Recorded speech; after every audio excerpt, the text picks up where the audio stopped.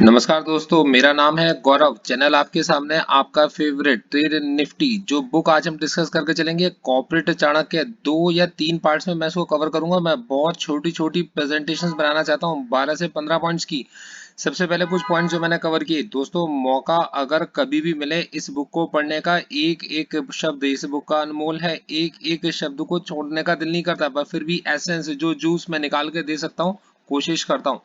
सबसे पहली चीज जो बुक में सीखने को मिलती है कि कठोर दंड देने वाला राजा, ऐसा राजा जो कठोर दंड देता हो वो इंसान भय का कारण बनता है, और ऐसा राजा जो दंड ही ना देता हो तो वो उसका प्रजा सम्मान नहीं करती। और न्याय पूर्वक बात करने वाला राजा जो न्याय पूर्वक ही दंड देकर चलता है उसका सदैव सम्मान होता है।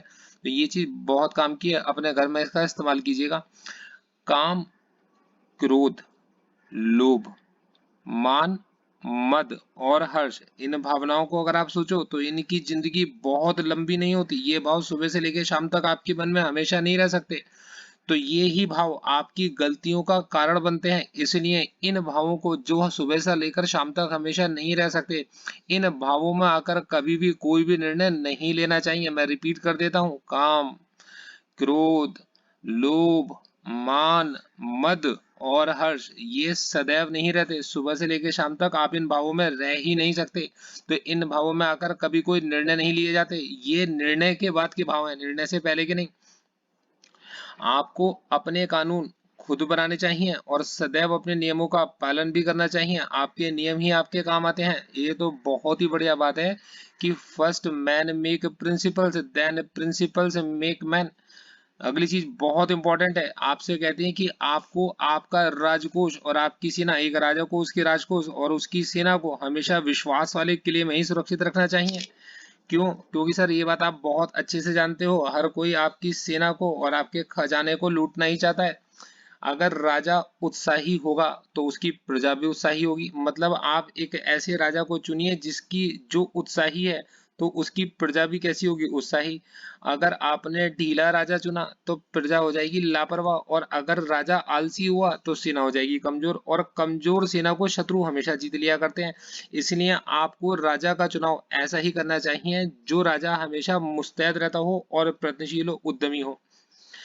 जितने ज्यादा व्यक्तियों को, ध्यान से समझिएगा, अगला पॉइंट बहुत ही प्यारा है। आपसे कहते हैं कि जितने ज्यादा लोगों को आप अपने रहस्य बताओगे, जितने ज्यादा लोगों के साथ आप अपने सीक्रेट्स शेयर करोगे, कहते हैं ना फ्रेंड्स शेयर सीक्रेट्स, पर आप जितने ज्यादा लोगों से अपने सीक्रेट्स शेयर करोगे आप उतने ही ज्यादा चापलूस बनोगे। आपको उतने ही ज्यादा लोगों की चापलूसी करनी पड़ेगी। और आपको ये बात हमेशा याद रखना चाहिए कि ऐसे लोग अंत तक विजय क्यों प्राप्त हुए, जो लोग जीवन भर रहस्य बने रहे। आपको याद होगा चंद्रशेखर आजाद आखिर तक, अपने जीवन के मरने के बाद तक अंग्रेजों के लिए रहस्य बने हुए थे कि मरा या नहीं मरा। आप याद रखिएगा।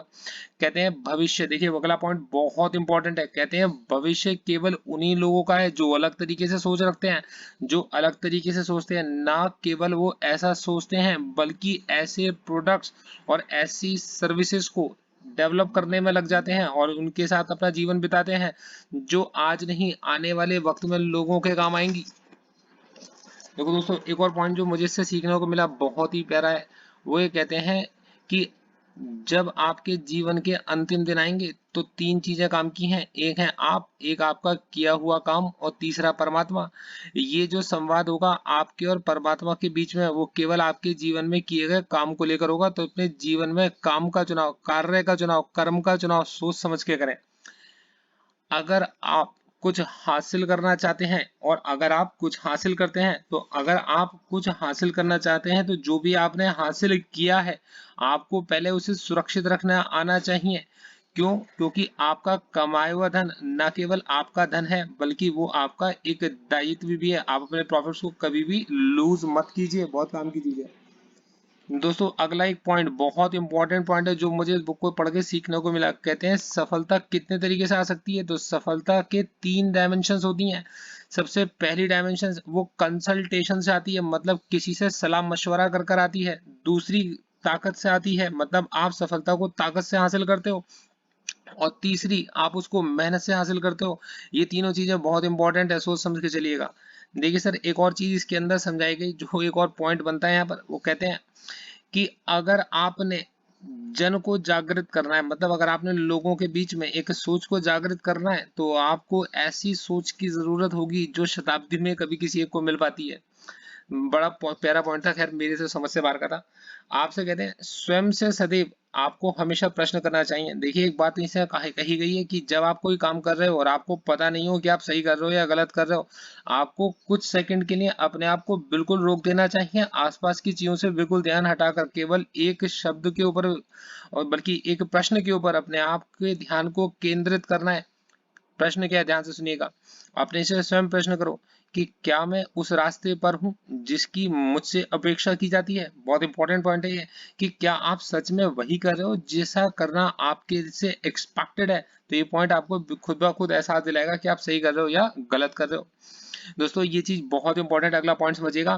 कहते हैं कि एक क्रोधित मनुष्य सबसे पहले स्वयं को ही नष्ट करता है। न जाने कितनी बार आपको एग्जाम्पल्स आपको याद होंगे, आपकी लात और आपके हाथ और आपका सर दीवारों के काम आया होगा। अब आपको बाकी याद होगा। दोस्तों अगला पॉइंट बहुत ही प्यारा है।